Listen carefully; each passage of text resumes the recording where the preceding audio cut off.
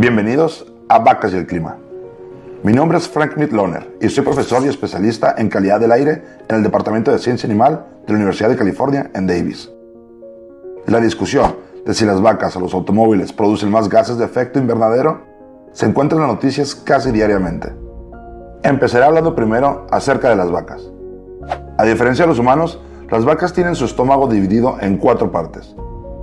La primera parte es enorme y se llama rumen, el cual tiene un volumen de 50 galones. Esto equivale al volumen de tu tina de baño. La razón de que sea tan grande es porque los animales rumiantes, como son las vacas, pastorean o comen, y esto que comen es prácticamente tragado muy rápido, para después ser traído a la boca y ser masticado nuevamente.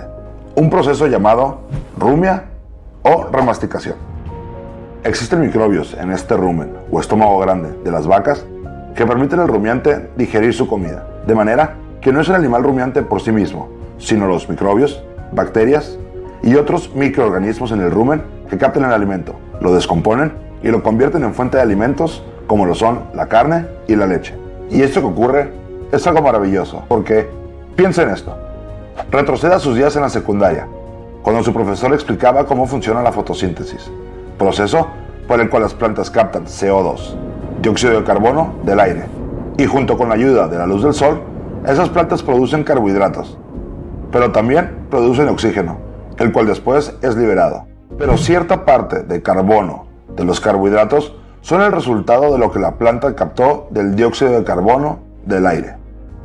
Por tanto, cuando la vaca consume la planta y después la digiere, una parte del carbono en la planta se libera como metano, que es una molécula que contiene carbono.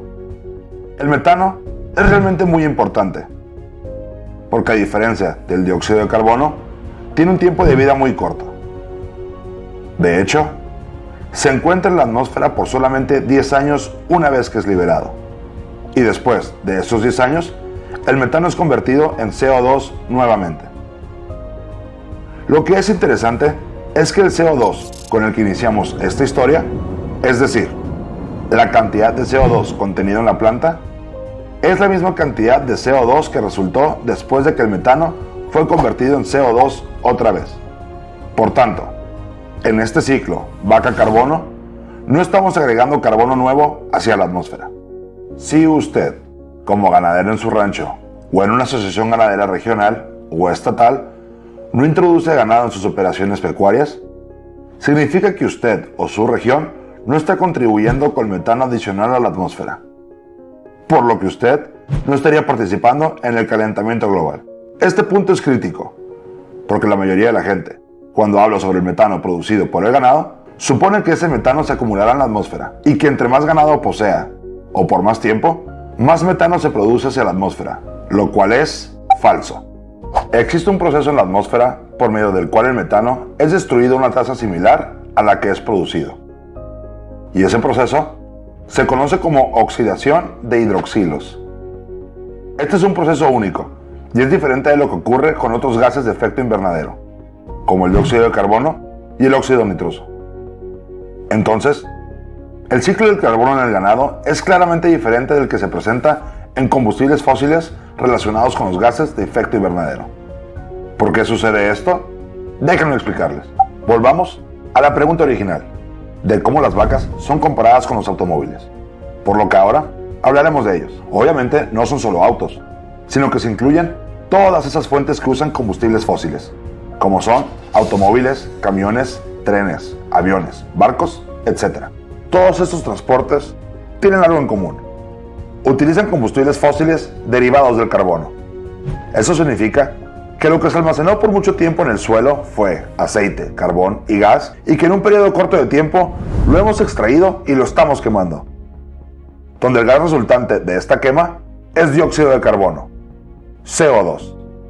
Lo que es especial en este CO2 es que tú y yo lo estamos respirando ahora, y que este gas tiene un periodo de vida de miles de años, lo que significa que cada vez que manejamos un automóvil, que cortamos el césped, o que simplemente quemamos algo, aportamos CO2 a la atmósfera. Y todo ese CO2 permanece ahí por mucho tiempo. Y cada vez que el sol choca con esas moléculas de carbono, Estas se calientan y atrapan el calor y continúan contribuyendo al calentamiento global. ¿Recuerdan lo que les dije acerca de las vacas? Lo que las vacas depositan en el metano tiene un periodo de vida de 10 años. Sin embargo, el CO2 tiene un periodo de vida de hasta 1000 años. El CO2 tiene una sola dirección, que es aumentar. En cambio, el metano permanece estable, en la medida que el número de animales en explotación permanece también estable.